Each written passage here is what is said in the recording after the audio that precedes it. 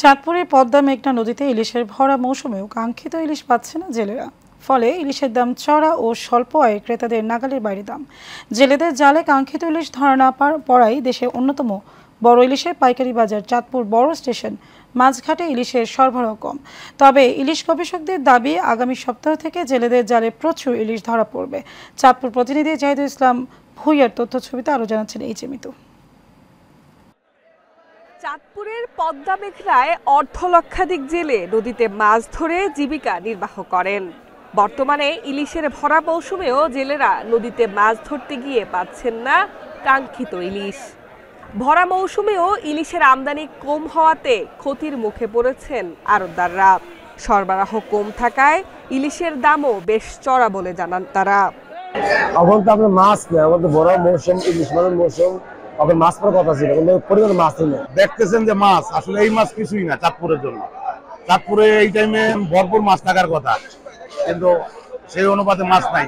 দেশের বিভিন্ন প্রান্ত থেকে চাঁদপুরে ইলিশ কিনতে আসা ক্রেতারা বলছেন, এত দাম দিয়ে ইলিশ কিনে খাওয়ার উপায় নেই তাদের।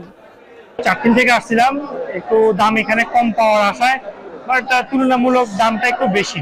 1 কেজি আলা চাচ্ছে ওনারা 1500 টাকা, 1600 টাকা এরকম 1 কেজির উপরে।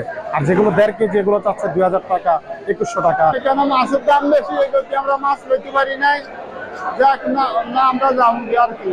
তবে আসছে পূর্ণিমাকে কেন্দ্র করে জেলেদের জালে প্রচুর ইলিশ ধরা পড়বে বলে আশা করছেন এই ইলিশ গবেষক। সামনে যে 18 তারিখের আমাদের যে পূর্ণিমা আছে, পূর্ণিমা কেন্দ্রিক কোয়ার্টারে যে ডালাকে মেনটেন করে জেলেদের যেই ইলিশের প্রাপ্যতাটা আশা করি বৃদ্ধি পাবে এবং ওনাদেরও হতাশাগ্রস্ত হওয়ার কিছু নেই, কারণ আমাদের এখন ভরা মৌসুমের পাশাপাশি মা ইলিশের সামনে কার্যক্রম এবং ইলিশের সম্পূর্ণ ভরা মৌসুম। আশা করি এই মাসের শেষ দিক থেকে এটার প্রতিফলন হবে। বর্তমানে 1 কেজি ওজনের ইলিশ বিক্রি হচ্ছে 1600 থেকে 1700 টাকায়।